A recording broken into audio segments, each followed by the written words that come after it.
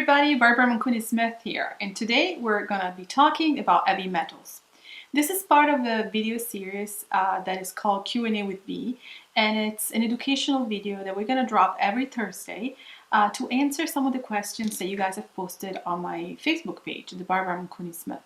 So heavy metals, heavy metal toxicity, and heavy metal detoxing, it is a big conversation. Everybody should be aware of how why and when to do it. So today we're going to dive deeper into what heavy metals are, how to safely remove them, and how to go about it after you have removed them, okay? So out of all the toxins that we have been discussing, heavy metals are by far the most dangerous. Why? Because different than pathogens, our body was not designed to host and harbor heavy metals. So the body recognizes them as a foreign substance, and it tries to push them as far as possible from the organs to try to buffer the corrosive effect of metals. Because the moment the metals come into the body and they are stored, they start to bioaccumulate, they turn into an inorganic compound, and that is an organic compound that creates oxidation within the body. So basically like free radicals multiplied to the max, okay?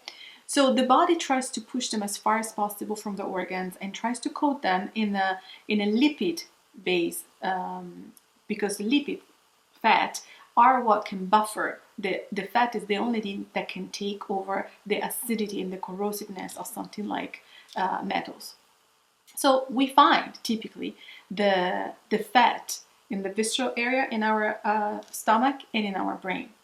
So today we're discussing, for most of you, that is the culprit of a lot of your neurological issues, the metals that get accumulated in the brain, and how that does happen, and what can we do to reverse this process if it's even possible. What are some of the symptoms of metal toxicity? Some of you may say, do I have metals? I don't know. I don't recall being exposed to metals. Well, how can you be exposed to metals? As we talked before, the acute exposure is always a possibility, whether you came in contact with mercury, like through a thermometer, for instance, whether you have been vaccinated and you know that the adjuvant within the vaccine used to be aluminum, mercury, and others, whether you have lived in a place where there were a lot of lead-based paint, whether you are living in a place that with copper plumbing. So there's many ways that you can come in contact with metals. Now, the most worrisome, though, is the chronic exposure, not so much the acute exposure. Of course, the acute exposure, it's not a good thing,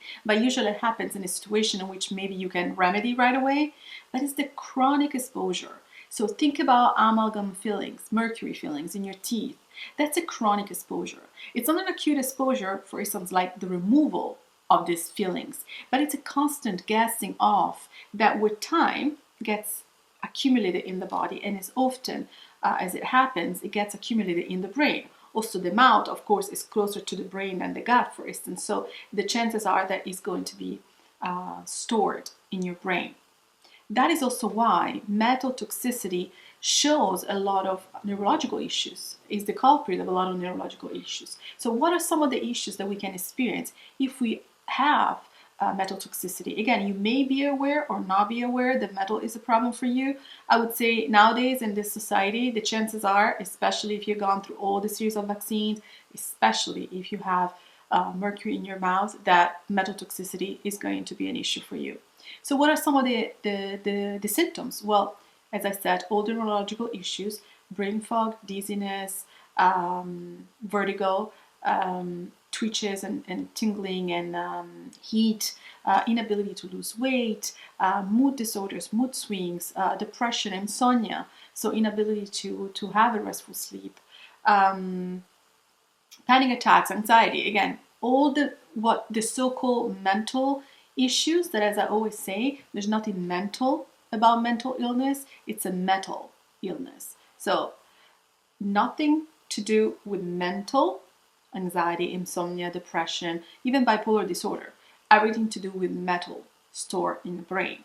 The good news about this is that if we understand how to properly detox from them, this can be a life-saving opportunity, and this can turn our life around. I've seen multiple people, including myself, recover from heavy metal toxicity and truly gain their life back. So, but the problem is that has to be addressed how the body works in the presence of your metals, and go with the way the body works to be able to eliminate them. So basically, the one size fits all that does not work, is never worked. And try to do too much too soon can also be detrimental, at times can even be fatal.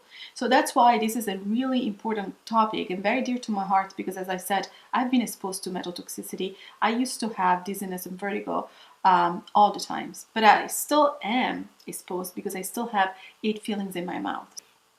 So first of all, let's talk about tests, because a lot of you want to know if metals is a problem. I kind of, probably if you worked with me before, you know that I'm not really big on supplementations and tests and in unnecessary invasive tests, costly tests, because there are many ways that you can kind of tell what's going on with your health just right at home by seeing and watching your body. I teach a lot of this method in my Lymphatic Reset program. But for those of you who really need to see to believe, there are 3 types of tests that you can take for heavy metals, and each test tests for different type of metals in the body. And I'm not talking for different kind between lead or mercury. I'm talking about different type of mercury present in your body. So you can have a P test, and in this P test you can see usually the way it's usually done under challenge. So you take a substance that will try to chelate and pull the metals and to see how well your body is able to excrete them. So the problem is, if your body is not able to excrete them well, it might result that your P test is negative. It does not mean though that you do not have metals. Another test is the blood test. But the blood test, and the problem I have with blood tests, is that it only shows recent or acute exposure. So remember when we were talking about acute exposure, whether you just had an amalgam removed, if you were to test and do a blood work, you probably will find traces. But that doesn't say much about the way and the problem that these metals will have in your body. Why? Because if you are exposed to something acute, like a higher quantity of, let's say, any type of metals, but your body's elimination pathways are open, then your body will not have a lot of problem eliminating them. That's why you didn't just walk around and see everybody dying or being extremely sick for heavy metal toxicity. And yet we all live immersed in EMF, smog, pollution, chemicals, glyphosate. We're all being vaccinated, at least most of us. So, and yet not everybody is experiencing the same symptoms. So this is a big part of my Lymphatic Reset program, and the program that I've designed to make sure that people understand how to properly detoxify. So the blood work. The blood work can show an acute exposure, a recent exposure, again, if you just remove an amalgam in the body. However, if there hasn't been an acute exposure, like for instance for me, because I haven't removed my fillings yet, and I still have 8 or 9 of them in my mouth. So that is not going to be captured by a blood test, because my body will not allow for this metal just to free flow in my blood. It will store it.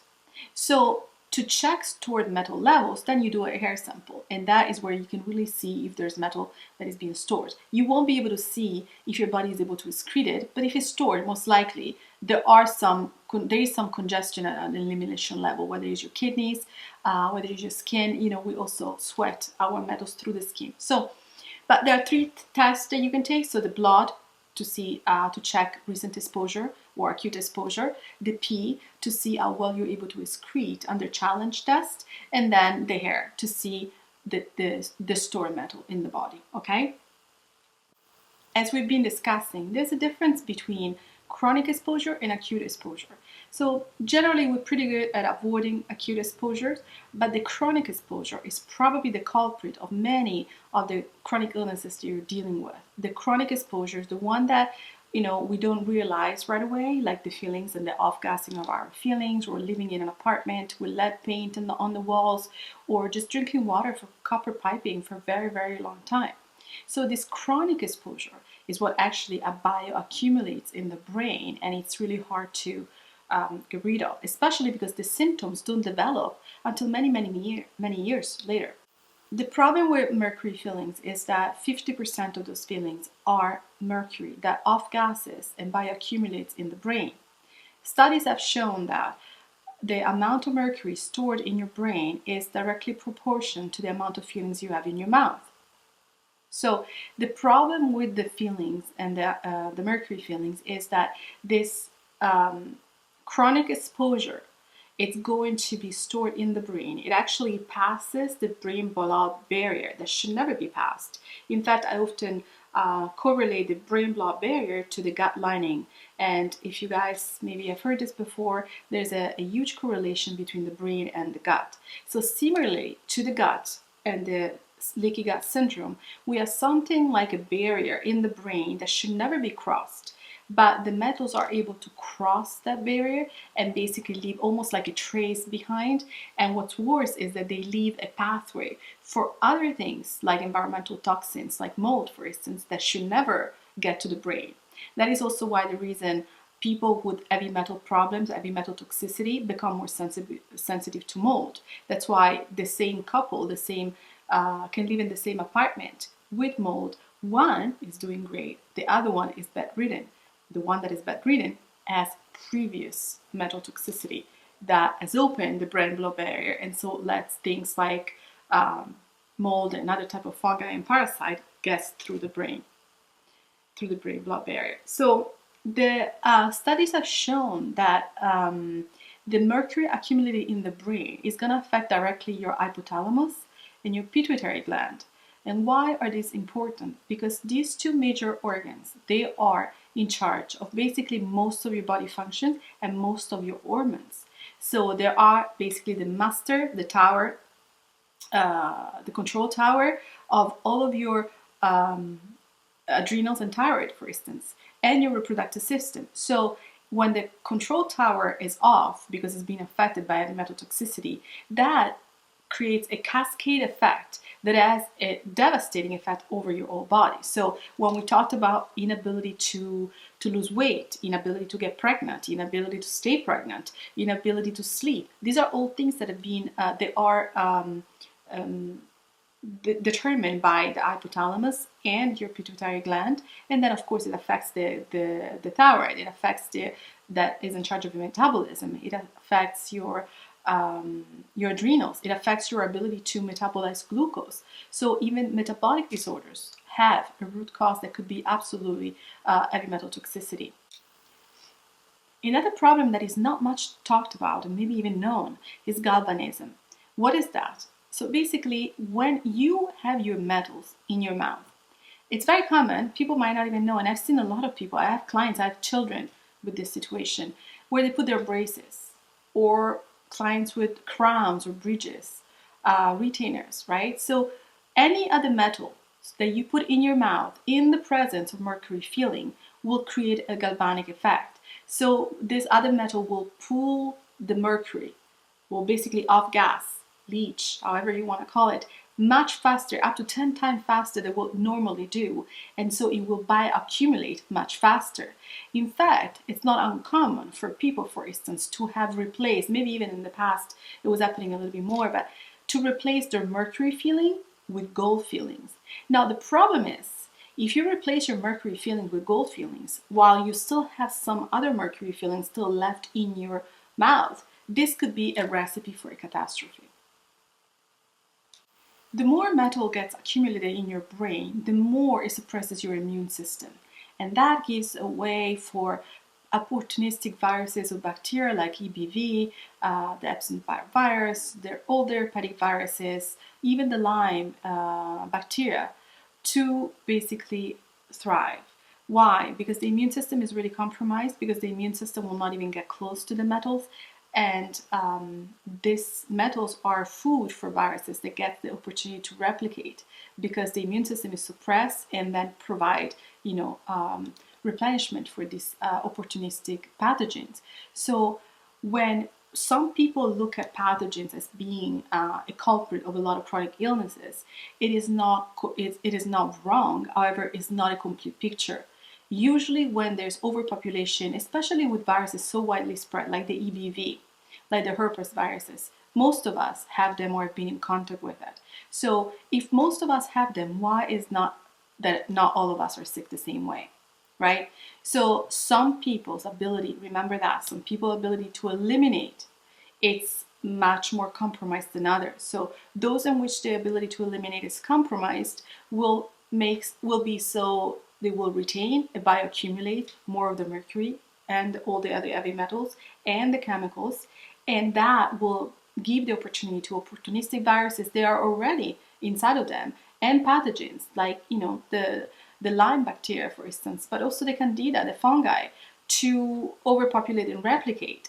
And so it does look like there's a virus present with people, for instance, with MS. But the truth is that there's always at the root, at the source, an heavy metal issue. If metals were not there, those viruses, those pathogens will not have the opportunity to replicate the way they do and wreak havoc on your health. Now, the question that I get asked all the time: how long is it going to take to get rid of metals? Well, let me just say, if you want the honest answer, it's not going to be a short and quick and dirty type of process. I would say that realistically, if you've taken 20 to 30 to 40 years to bioaccumulate metals, especially in your brain, you probably are looking at least to 1 to 4 years to truly get to the place where you can say, I'm healed. I have overcome and I no longer have metals accumulated in my brain. Now, not to say it is going to take a year or 4 years for you to start to feel better, but for sure not to have the cyclical, reoccurrences of symptoms. You have to do it right. And the problem is that most people don't understand how metals and detoxification work. The body doesn't just open up, pathways and just a stream of toxicity leaves the body once. The body eliminates in waves because metals and toxicity, toxins in general, are stored in different levels and different depth in the organs, in the outer part of the organs, and there's different areas of the body, and so based on where those toxins reside, then there will be a new wave as the toxins start to come out of the organs and out of the cells to then go in the stream and to prepare to be excreted. So it's a very thorough process that needs to be followed by the team, basically, not to turn it into a catastrophic event. Because if, as I said at the beginning, heavy metal chelation, heavy metal detoxification is probably the most dangerous and the most particular way detox needs. So it has to be done with a practitioner that truly understands how the body works, how your specific body works, because your body will speak to us and tell us, and so have patience. That is what is needed. But there are, tools and checks and self-checks that you can do to see where you're at so that you can kind of gauge whether you should push a little bit more or not. Now, before we start any conversation about metals, the first and foremost, and you guys probably have heard me talking about this before, is the fact that you have to make sure that your elimination pathways are open. And this is not just for metals, it's for everything. It makes total sense, right? Toxicity comes in, toxicity needs to go out. If toxins don't leave your body, then you're not effectively detoxing. And that is the major assumption and the biggest delusion that I've seen in modern medicine. It doesn't matter allopathic medicine, functional medicine, naturopathic medicine, everybody's making the same mistake. Everybody's assuming that once you take specific food, a chelator, a spirulina, or a carbon or a charcoal, then since those are binders, you automatically going to eliminate cilantro, for instance. Cilantro could be dangerous. People could have severe adverse reaction to cilantro because it's a potent chelator. But binding to something, it does not mean that it's automatically going out, because it is not up to the carbon to eject the metal, right? It can bind to the toxin, but still is up to your elimination pathways. That means your GI tract, your kidneys, and those are affected by adrenals as well, your lungs, your skin. So it's important that we understand, and of course the condition of your liver, but it's important that we understand that before we even consider any elimination pathway, any detoxification, any heavy metal detoxification, we have to make sure that our elimination pathways are open. This is the only reason why I created the Lymphatic Reset, and not because it is only the lymphatic system, the one that we're targeting with that. We're targeting all the elimination pathways. But of course, you guys know by now that lymphatic system is the sewage system of the body.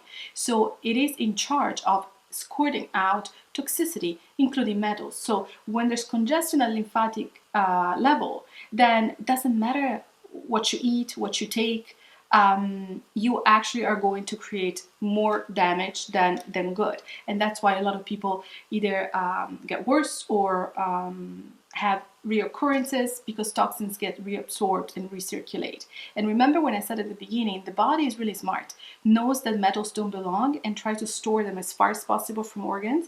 So hence they go into the lipid based system, like your brain or your visceral fat in your gut area. But once we pull them forcefully, we chelators, doesn't matter what that is, spirulina, cilantro, chlorella, carbon, charcoal. The problem is that unless you know for a fact that your elimination pathways are working, and let me just tell you, if you are bioaccumulating, if your body is bioaccumulating metals, your elimination pathways are not working. That is the difference between a child that gets vaccinated and gets injured versus a child that gets vaccinated with the same poison and it seems to be faring pretty well. But isn't that the same poison? So isn't the poison the problem? So the metals per se, if we really want to peel this onion and go to the root cause of the illness, metals, as I said at the beginning, are wreaking havoc on your health more than anything else, because the body again doesn't recognize them and they're extremely corrosive. However, metals get the chance to bioaccumulate in your body if your elimination pathways are not working properly. And because each one of us have different level of, stagnation, that is why not everybody's sick the same way. This is why not everybody gets the same reaction after immunization, or I would say inoculation, right? So that is why, although everybody have viruses inside, we are not all bedridden with EBV and the cofactors, right? That's why not everybody has Lyme, or even if we do have the same bacteria that seem to be the culprit of Lyme, we're all not sick. Why? Because our ability to eliminate determines really the state of your health. And that is why the lymphatic reset was designed to address as a primer your elimination pathways, so that then you can address any other issue. And if metals, like we're talking today, is an issue, only then, after you know that your elimination pathways are open, then you can attempt to pull the metals out of your body. Even then, for instance, after I would always suggest to do a lymphatic reset to begin with. Learn the lessons, learn the self-checks, learn what to look for, see how your body responds, and when it tells you that it's effectively eliminating, only then tackles your metals. And by this I mean look into an holistic or biologic dentist that will remove your amalgam fillings safely. Don't do them all at once, because the exposure will be too much for the body to handle, even if it's done in a very proper way. Okay, so kind of stagger them throughout a year, for instance, and you start removing them. Now, every time before you remove the fillings and after, there are steps that you need to take to prepare your body to the acute exposure, because it doesn't matter how good the dentist is and what kind of precautions they use, there will still be an acute exposure more than what you will have normally on a daily basis through the off-gassing. So the body needs to be prepared before with a primer, like the lymphatic reset, then 4 to 5 days before the extraction, and then of course right after the extraction. Okay, and that has to be cycled 4 days on, 10 days off, on cycle, off cycle. And this is chelation and the opportunity to allow the body to then go deeper and bring more toxins to the surface.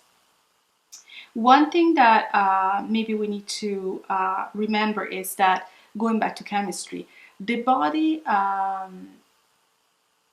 stop it because I don't know where the fuck it is. So now let's go back to chemistry for a moment and remember that things move from higher concentration to lower concentration in the body. So what happens when we are chelating, meaning where we're pulling metals out of the body? As we pull the metals out of the body, this leaves behind a lower concentration, right? Because part of these metals has already left the body. That causes the metals that is stored deeper in the tissue to come to the surface to redistribute itself and go from higher concentration to lower concentration. right? So this is when people don't understand, and even practitioners, that the way the body eliminate toxins and metals in particular is through waves. You don't just get all the metals out at once. That's why this is not a process that can be exhausted in 6 weeks or even 3 months. Again, truthfully, if you want to work with any practitioner, and you don't have to work with a practitioner for that long, but you have to work with a practitioner that is able to teach you how to do certain things on your own, so that you can have, you can gauge, how to do it properly on your own, and kind of follow and favor the waves of the body, the waves of detoxification of the body, knowing that, again, the body, the things in the body redistributed from a higher concentration to lower concentration. So if we are now in a higher concentration part of the body, and we're pulling some of these metals out, some other metals will be pulled from other parts of the body to redistribute itself towards a lower concentration area, which is the area that we just pull metals from. In this process, in this movement, you will feel this in your body, and this could be an opportunity for the wise practitioner that knows exactly what he or she is doing to support you with chelators in that process of redistribution, so that instead of just sinking in as the body releases some of the metals to settle in the lower concentration area, they can be bound into chelators and then safely escorted. But as I said, this is a cycle that has to be on and off, 4 days, 10 days, and then you kind of go throughout the year. As I said, just give yourself a year to really go through this process and effectively get to a point where you don't have to chelate anymore, and you feel great without any reoccurrence or relapse. Okay. Also, I don't know if you guys ever heard me talking about my theory of a communicating basis. Metals are just one of the toxins, probably one of the most corrosive and most dangerous, but one of the many toxins. Again, their presence give way for pathogens, opportunistic pathogens, to kind of eat and multiply, and then create issues in the body. But as we said, there are other type of toxins, like chemicals, for instance, but there's also stress and our own body producing toxins like cortisol, that is a very corrosive and acidic type of hormone, adrenaline, that the body will then have to remove. So our stress levels also affects the toxicity of our body. Our traumas and dramas are our chronic exposure to stress. So if you go to a job that you hate, if you live with a partner that you don't get along with, if you are not fulfilling your life purpose, if you are not showing up in life as the most authentic version of yourself, all these things affect the body on a chemical level.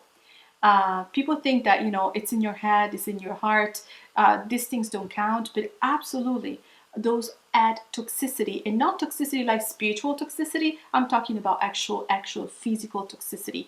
Your body chemistry changes, and the body will produce toxins that also will have to be eliminated. So it is important to understand that we are basically made of many buckets, and I call them communicating bases. So you have your heavy metal bucket, you have your chemical bucket, you have your pathogenic bucket, you have your stress bucket, you have a trauma bucket, and they're all communicating.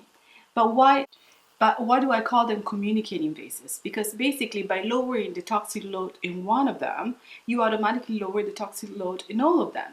So this is what happens to me when I was experiencing neurological issues like dizziness and vertigo. So 100% these neurological issues were due to the mercury that I have been having in my body for over 30 years. However, what also, as you go trickle down, due to the fact that my body was unable at this point to eliminate the off-gassing of mercury as efficiently as it used to do. So I'm starting to bioaccumulate this mercury, right? So my buckets, so as I feel the heavy metal bucket, everything else also starts to fill up because they're communicating. But as you lower other buckets, so the stress level, for instance, and I used to have a very stressful job, and I used to have a very stressful life, as I kind of made adjustments to change my life and start to be more present in the moment and make choices that are more in line with my authentic expression, then that stress level went down.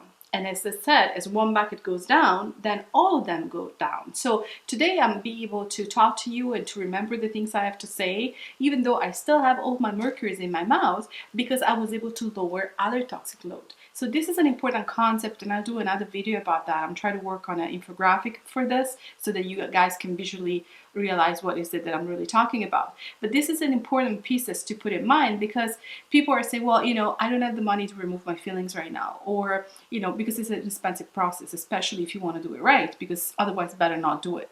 So then I'm doomed, because if I can't afford to do that, but the point is, so if you're not able to afford a safe heavy metal removals from your mouth, there are other things that you can act on. They are not specifically in relation to your heavy metal bucket that you can work on. They're maybe more cost effective to work on right away, that will also allow you to lessen your overall toxicity bucket to where then you're able to not be symptomatic anymore. So as I said, this is how I'm able to talk in front of you and say these things and remembering things, even though I still have all of my mercury fillings in my mouth, because I worked on the other buckets. Now, it's important that you realize that, so that you can fine tune the tools that you can use to, overall lessen your toxicity burden. Overall, though, whether it's toxins, heavy metals, mold, chemicals, viruses, if you don't work on opening up your pathways, your detoxing pathways, your elimination pathways, then it doesn't matter what you're trying to detox from,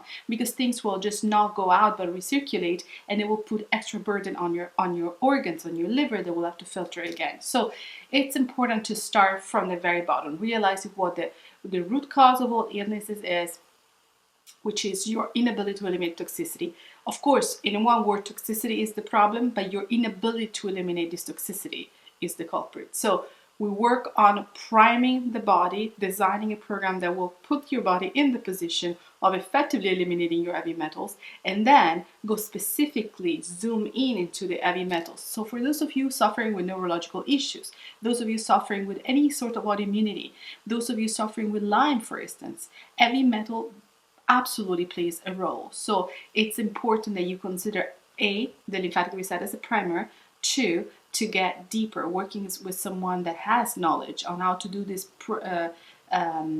professionally and efficiently, so that it's not going to harm your body. Because remember, as I said at the beginning of this video, removing metals is probably one of the most dangerous and most delicate thing that you can possibly do. It's not like dealing with viruses and pathogens. It's much more complex, because we just talked specifically about mercury today, but there's more metals. Of course, you have lead that is mostly stored in the bones, and so basically when it's dangerous to try to pull and chelate lead from the bones, because your body, although it's dysfunctional, will try to store lead in the bones, and believe it or not, the body will use metals like lead in lieu of mineral deficiencies. So for instance, if you're lacking minerals, and when you're very acidic, you will be lacking minerals, especially bases, because the body will leach like the calcium, the magnesium. There are bases to try to, balance out the pH when we're very acidic, right? So once you start becoming deficient,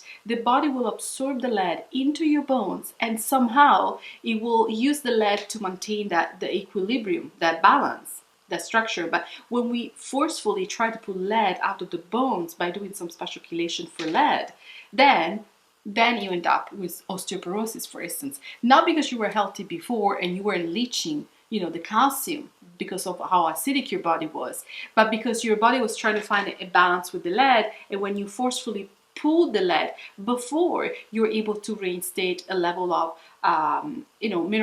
mineral efficiency, then it becomes really dangerous to start chelating and removing lead from your bones. So in order to do that, you absolutely need to first alkalize your body. And by doing that, you have to look again at the lymphatic reset as your primer to open all the elimination pathways, and then be able to address any heavy metal removal or chelations that you intend on doing. So you guys, I hope that this first video out of a series of many that will come every Thursday was interesting to you, gave you some information on how to do things properly, And if you have any more questions, please don't hesitate to post them below here, and I will answer them timely. Also, you can find this video posted on my YouTube and all of my other social media channels, as well as my blog on barbaramanconismith.com. If you decide that you would like to try a guided detox, like a guided lymphatic reset, we have one starting on October 10th, so I would love to see you there. Bye.